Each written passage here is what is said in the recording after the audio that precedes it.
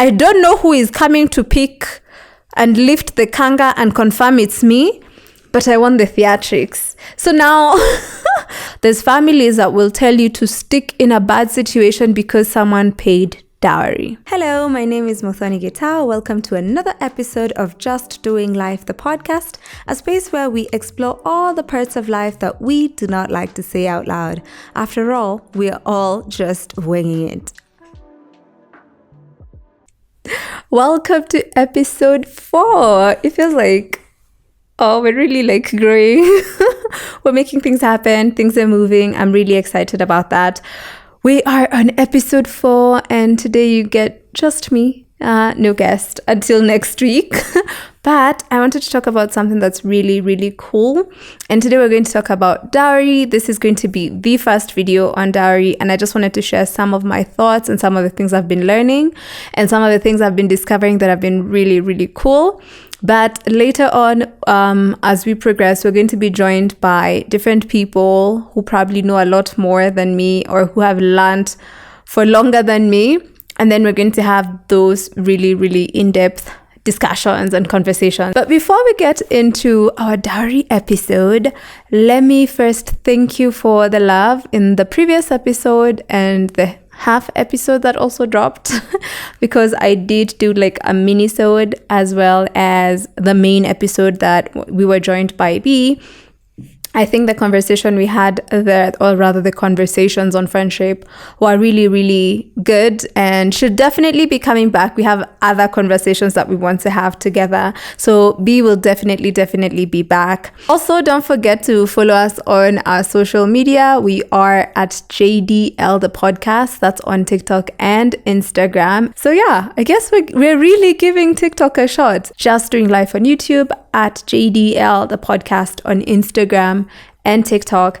And you can also find our audio episodes on your favorite streaming platforms. Just search for Just Doing Life, the podcast. Before we get into the shenanigans of dowry, I wanted to share my joyous moment of this week, my moment of joy, because I noticed in the last episode, we forgot to share that. And it's because I was leaving it to the end, and then we were having such a vibe, and then a lot of other things are happening, and then there was time and all this other two thingies, so we forgot about our moment of joy. So now I've decided the moment of joy is going to be coming at the beginning of the episode as opposed to the end. And then in the end, I would also appreciate if you shared what your moment of joy has been this past week. So my moment of joy this past week, what has it been? I've had a really stressful week. Let me just be honest. It's been mad stressful. I've been feeling stuck in some parts of my life, and I remember the funny thing is I was posting and promoting the episode that I shot with B, but I was really, really low, and I was in a point where I felt like I was tired of trying. That's how I was feeling, the feeling and the emotions where I'm really tired of trying. And then also this past week, my family's been dealing with the death of my uncle. And then right in the middle of that, another aunt of mine passed away. And then right in the middle of that, an aunt of mine got sick. So it's just been a lot of moving parts. And I think there was a lot of energy that was so draining because it was just bad news on bad news on bad news. And I was in a place where I was just I am really, really tired. I am so tired of trying. I'm so tired of putting in the effort. And that's just with work, with life in general. I was just you know what? I gave it a shot. It is what it is. And it was for one day, because actually, even when I say for one day, that day I'm doing that. I'm in bed, I'm crying. Because that day I know I didn't get out of bed. I got out of bed for 2 seconds. I didn't get out of bed. I'm crying in bed. I am feeling emotionally drained, and my phone is ringing, and I really don't want to talk to people. But I did talk to B and Wavs, and I was on the phone with Wavwa for hours because she's my rock, honestly. And I was just like, I was feeling so defeated. Not even like, just like when you're just like, things are already going in a terrible direction, then you keep receiving news that's just like making it worse and worse and worse. And I was just like, like, can it all just end? I've been having some really terrible intrusive thoughts, especially anytime I would leave the house. I was having really, really bad intrusive thoughts, and I was just like, Anyway, so yeah, so in short, what I'm saying is like finding a moment of joy in all that madness. Yeah. It could be a bit hard, but I think I did have a moment of joy when on Saturday afternoon, I got to see my friends that I haven't seen in a while. I've actually not seen in like over a year, and we had a really cool conversation. We talked about a lot of different things. She's amazing. I hope one day I'll be able to share. I'll have her on the podcast and she can share about all the cool stuff that she does. But we were talking, and she's a sound healer. And we had this mini session where she did some sound magic on me, and I was so relaxed by the time we were done. I was feeling lighter. I felt like there was a form of release that came with that. So my moment of joy was when I had that mini session. The longer part of the session was the conversation we had, where we really talked about some things that I've been dealing with and stuff. And it was really nice to open up. I got emotional. I got so emotional, but she's a safe space. So I really just let it all out. And then we did that session. We did a meditation session as well. So for me, that was the moment of joy this past week. And I'm really happy that happened. And I can't wait for you to meet Narissa and hear about all the amazing stuff that she does. Now we get into, I feel like after that, like that felt like, oh wow, okay, cool. Yeah. So I want to talk about dowry, but this is like a really, really long conversation. And I am going to have people join me later on as we go on, because I don't think this is going to be like it's going to be a series. But I know that I want to know a lot more. And I've been learning about dowry because a couple of months ago, I think it was 2-3 months ago, we had to go do a ceremony where my grandmother was born because of a dowry custom that my grandfather had not fulfilled. And the reason he had not fulfilled it was because he was like, oh, but now we're Christians. We did the thing the Christian way. And now it's sorted. We don't need to do the cultural, traditional stuff. So last year, my grandfather passed away. And my grandmother said she wants that taken care of just in case, just to be safe. So a couple of months ago, we went to take care of it, which it was more of like it was like a Ruracio ceremony-ish, but like it's like one that wasn't fulfilled. So he didn't complete there was something he was supposed to do, but didn't complete it. I didn't really fully understand exactly what he did and what he didn't do. I just know what we were expected to do, because that's what we were told. The information we were given is like, you have to bring, I think it was like 2 spotless goats.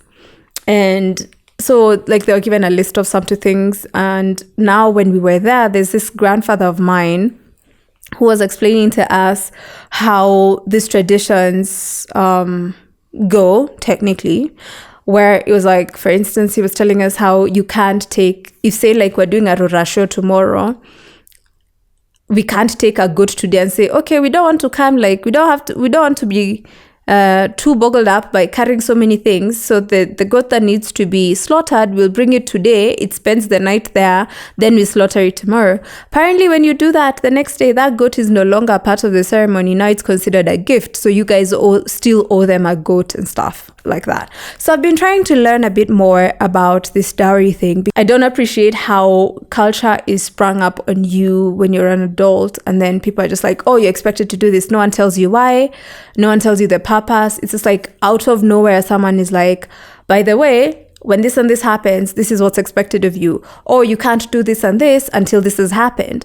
So I was just like, it's actually insane that people wait until it's too late to share this information. And for me, I think that culture is something that you teach from a very young age if you honestly want people to learn and care about it. Because now I'm someone who's formed my own opinions about different things and all that. And then now you come and start telling me, oh, by the way, we have rules, you should do this. And I'll be like, says who? For why? And now the other thing is they don't provide context. But you see, when you've been teaching it over years, it's very easy to provide context. So my mom is also learning right now, and my aunts. When we went to my grandmother's place is when now we were being given this information by our grandfather. And I feel like over, I think the years, the decades, that the way information used to be passed down is no longer happening. It's like people are sort of expected to figure things out for themselves for some reason these days. I don't know. It's like there was a way that information used to be passed down back in the day that doesn't happen anymore. So this information is getting lost. Then there's people who are just trying to piece things together. As we're growing older, you're like, oh, I noticed this, I saw that. Okay, piece those things together. My grandfather was trying to explain this dowry situation. So he was the one who was trying to tell us about like the reason for the spotless, whatever. However, he was using cute that me, I don't. It was those ones like, there's those words you've never had. So they were saying, I can't even remember. I know I recorded a clip of him explaining these things, but like I don't even know what those things are. So I was just like floating. I was mostly floating through that conversation. The thing with me and dowry is we don't get along. or at least let me say the way dowry is perceived in today's age. I feel like dowry has really been commercialized and it has become more of, it's like we're handling this business than it is what it was back in the day. I think the definition of dowry as well as the purpose has really changed. So I've been doing a lot of research and I've been learning a lot of cool things. Well, some cool things. And before we get to one of the coolest things that I've learned, why it's exciting for me, that the things I've learned is, one, in Kikuyu culture, dowry was not something you pay once and you're done. It's something you pay over a lifetime. You pay it over time. So it wasn't like we write down. Nowadays I see people are given a list and then you're told, without all this, do not set foot here. That's not how it used to work. It would be like, first there was like that introduction thing where the two families would sort of meet and then they'd negotiate. So even by the time you're showing up to the Ruracio, you are aware, they are aware of what you're bringing and you are aware of what you're taking. So they wouldn't do those things where I've seen stories these days where people talk about how someone showed up with like, they've come, they're prepared, they've come with everything. And then they get there and then they start being asked for things that they don't have.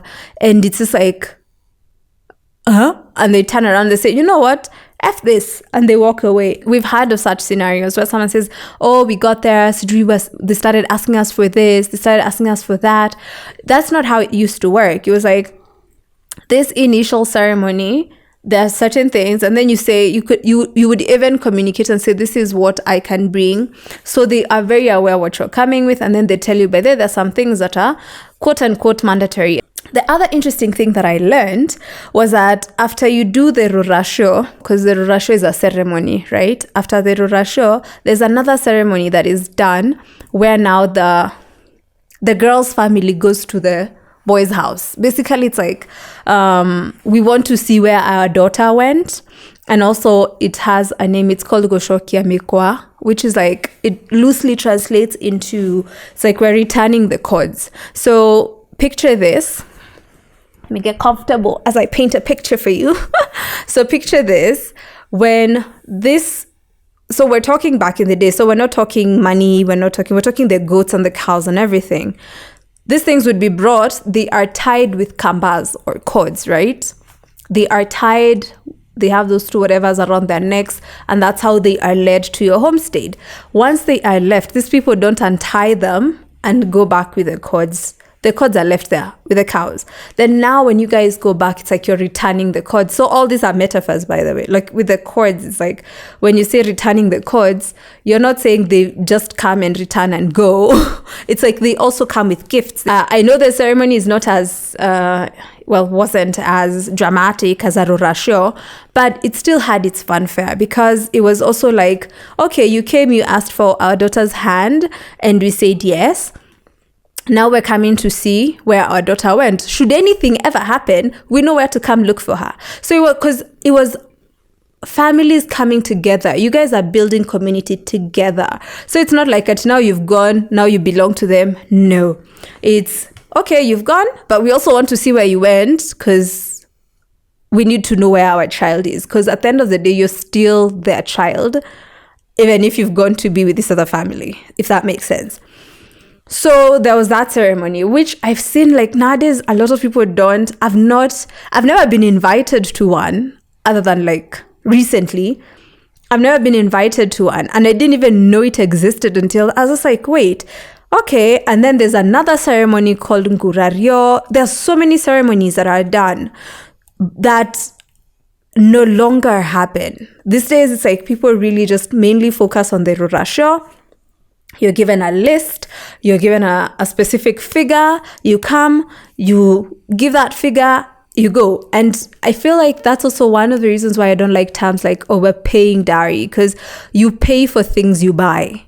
And I don't believe in buying people. I don't think you can buy a person. That's why I think it makes sense to just use their terms as they were, if that makes sense. Because I remember there's a time where I overheard someone on the phone. So I was next to that person and someone had called them asking if they can meet them like on a Saturday. And I was like, no, we're going to buy a girl. So in Kikuyu, but like that's how they said it. And in my head, I'm like, what? What do you mean you're going to buy a, like, where, what do you mean buy a girl? And then it's like, yeah, we're going for a Ruracio. But I'm like, that's not like, so again, there's that commercialization of what dowry is. So some of the interesting things I have been learning, let me tell you, I've really been enjoying this journey. And I think there's still so much for me to learn. One of the other things, there are rules to dowries. Okay, so you should know that when I talk about, in this context, I'm talking in Kikuyu traditions and culture, but I think I would also want to talk to people from different tribes and see how it's done. Like, do they even have Ruracios in their tribes? What are they called? What does that translate to?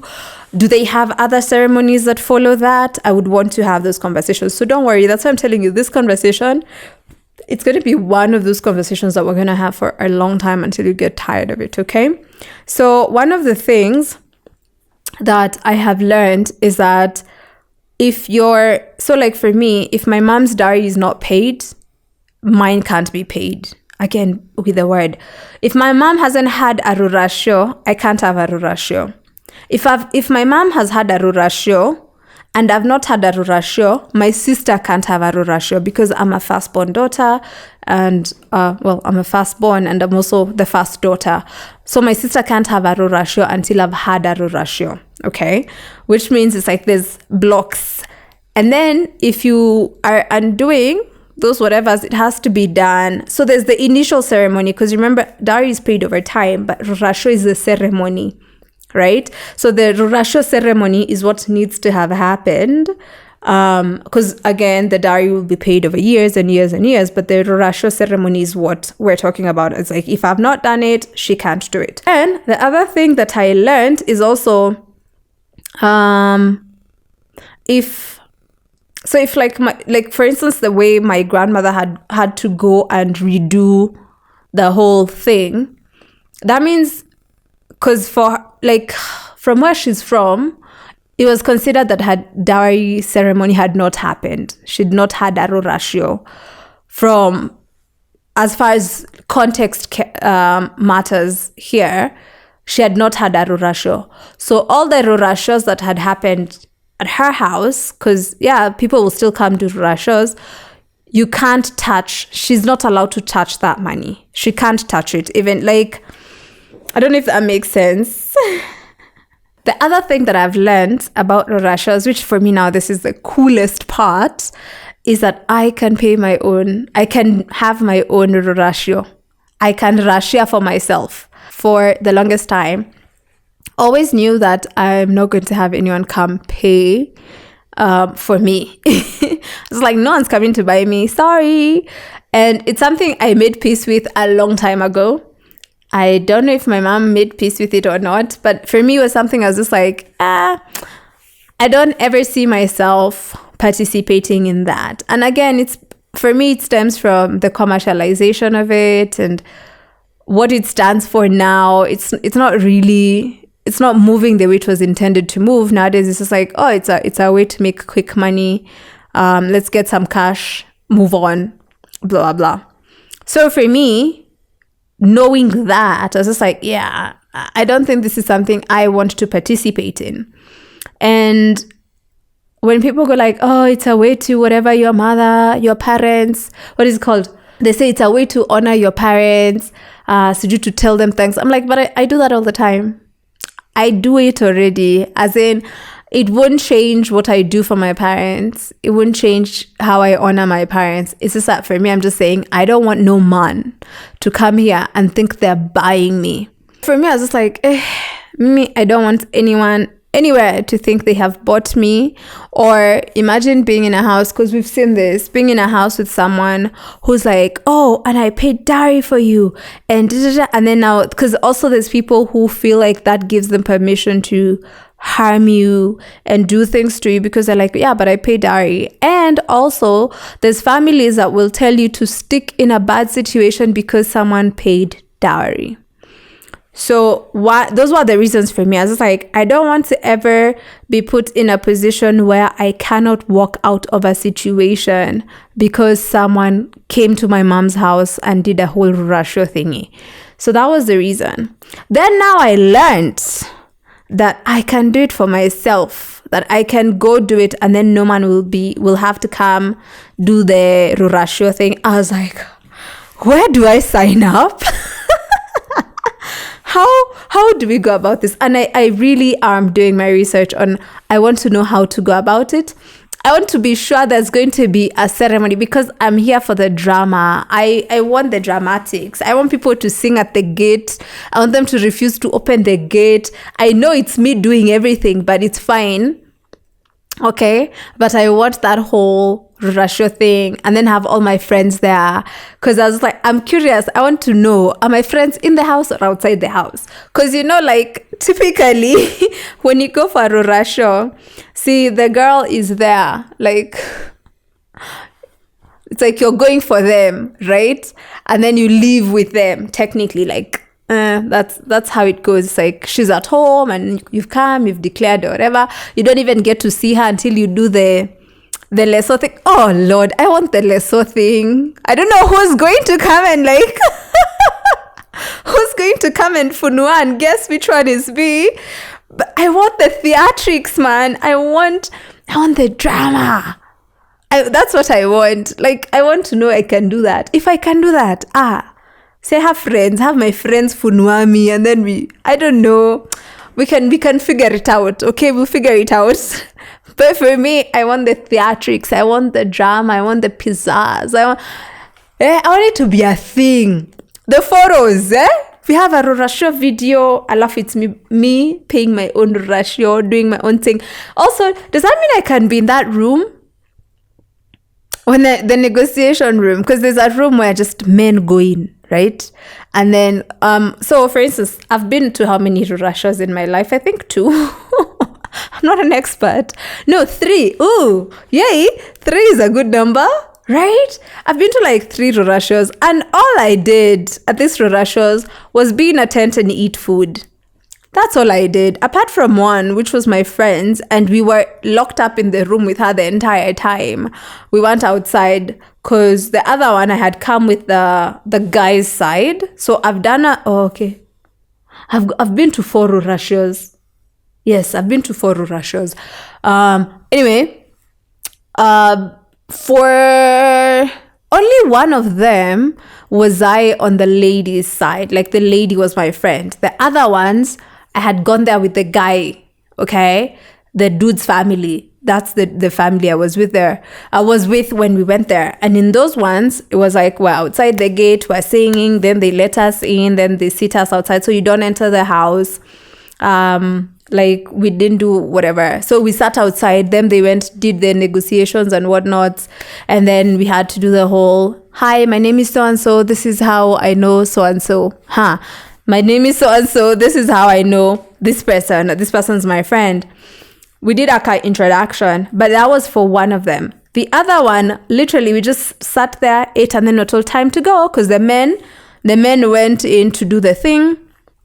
And then we were told it was time to go. So we packed up our things and went. So our participation was for singing, to be allowed in, and eating because they had cooked. Then the other one, where it was like, from the lady's perspective, she was like not locked in her room, but like we were locked we were in the house when all these things were happening outside, when people are singing, people are doing blah, blah, blah. Us, we were just like in the room, just chilling. We chapaed storos the entire time. We ate from in there. And then the only time we sort of went outside was when they were doing the leso thing. You might not know what the leso thing is. So the leso thing is they take kangas and they cover the lady, but then they put decoys. And the man, it's a fun game, okay? The man is supposed to pick out his partner from the decoys. And when he gets it wrong, he is fined. When he gets it right, we clap for him and move on to other things. So, yeah. Anyway, back to the shenanigans, to the theatrics that I want to participate in. I want that.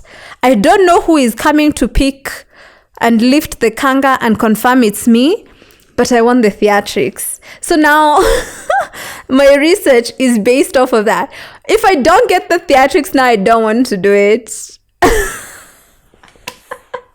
I want to do it for the theatrics. If it's going to be like a low-key thing, I'll just tell them, by the way, you guys don't want my Ruracio, and it shows. Okay? So bye. But personally, honestly, that's how I feel. That's how I personally feel when it comes to Ruracios, to dowry in general. So we'll see. We will see what happens when I do my Ruracio. Trust me, it's going to be a production. So I'll have a video on it, the preparation, everything. I would want to share. Again, I'm here for the drama. I'm here for the theatrics. We have to go all the freaking way. We are going all the freaking way. Because why not? Why wouldn't I? I go sing for people. We are locked outside the gate until Sijui we sing how high. Allow for me, I can't do that for myself. I refuse. I refuse. I am okay, so the reason, by the way, it's the drama. The only reason I want to do this is for the drama, because I would want to be, like, now those are the questions I have, like, can I be in the room? Because who are you negotiating with? It's me. Who are you negotiating with? I'm the one who's come to pay. So I have to be in the room. I don't know, but I'm curious to find out more. I'm still trying to learn. I'm hoping, one of the things that I'm hoping is that I can find someone who's done it for themselves. I want to find a woman who's done it, and I want to hear every single thing about it. I can't wait. I know I'll find them. I'm sure they're out there. But yeah, I'm going to find myself someone who's done it, and then we're going to see, what tips I get from them. But I think that's exciting. I've been trying to learn a bit more about Kikuyu culture, mostly for the purpose of knowing, nothing else. I think mostly it's for the purpose of knowing. I just want to know, how did people worship back in the day? I learned recently someone told me that Kikuyus were terrible, terrible capitalists even before capitalism was like capitalisming like it is right now. I was so shocked. I was just like, what? So there's like a lot of stuff that, again, I was saying, a lot of this stuff is not being passed down like it used to be. Now is when like I'm even trying to learn a bit more about the matriarchs of my family, because I didn't get to really know them because I was quite young when like my great grandmother died. Well, all my great grandmothers, I found them, I met them. I met, how many of them did I meet? Okay, that's one of my great grandfathers was polyamorous. Actually, not just one, two of them. So I met a couple of them.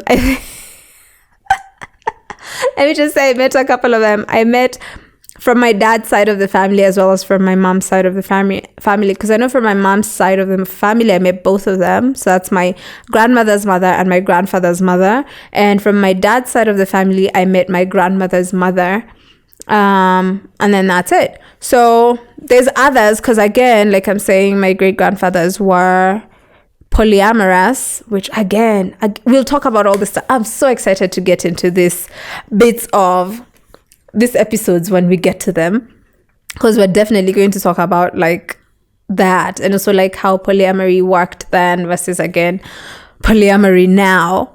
But I'm trying to learn, just even if it's for the sake of just having that information and just knowing that this is how they did things, and I'm like, now I know, thank you very much. I am trying to learn a bit more. So yeah, I'm so excited. I will take you along the journey of doing my own Ruracio once we confirm I'm doing my own Ruracio. But as it stands right now, I am going to do my own Ruracio. I have terms and conditions, but as long as those terms and conditions apply, I am going to do my own Ruracio. I think that would be very fun. Oh, and then the other thing I learned when we went to, this is like another just bonus point. When we went to my grandmother's thingy, is we learned that whenever you have a child out of wedlock, the man owes, you know, like how in SA they have damages. We actually have that in our culture. They owe, I don't know if it's 1 or 2 mbuzis to the girl's mother or family rather. So I was just like, oh, I didn't know we also have damages. That's interesting. I was just like, I didn't know we have that. Good to know. For nothing, like it does nothing for me, but hey, now it's information I have. There's so much to talk about when it comes to dowry, and I think also the fact like there's different aspects of culture, different cultures, different tribes. There's the intersection of things like culture and religion. Then there's also that intersection of culture, religion, and modern day. And then there's also culture and modern day. So I feel like there's so much to talk about when it comes to this topic, and I can't wait to have these conversations with you. I'm so excited. At least you can be aware that they're coming as we figure out how I'm going to do this, my Ruracio, okay? We are doing, I'm going to force this one. I'm going to force it until it fits, because it just sounds really badass. And then it's like, imagine doing like there's that dramatic person. Okay, I don't know. Yeah, okay. They were dramatic, but for me, I'm just like, I like the drama. The one who went with like a bunch of choppers and Range Rovers, and they were going for a Ruracio, I don't know where. But you remember, it was a whole conversation on Twitter. I remember seeing like it was a fleet of vehicles, and it wasn't just any vehicles. I think they were Range Rovers. And then Siju, he had like 2 or 3 choppers. And then Siju, I don't know, he had what. Now imagine doing all that. I love you're doing it for yourself. So much drama. Gosh, I'm here for the drama. Yes, I'm here for the dramatics. The theatrics have to theatric proper. Thank you so much for watching this episode. Remember to subscribe. Please give this video a thumbs up. Share as much as you can. I would really, really appreciate that. And I also really need it because right now it's like we're starting afresh. We're like basically starting at zero. So help me build on this new thing that we're doing.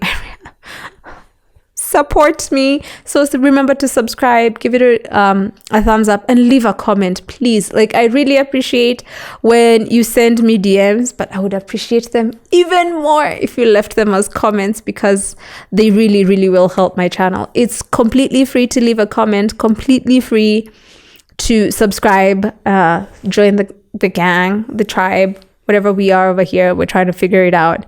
Please do that. Thank you so much, and I'll see you in the next episode. Bye.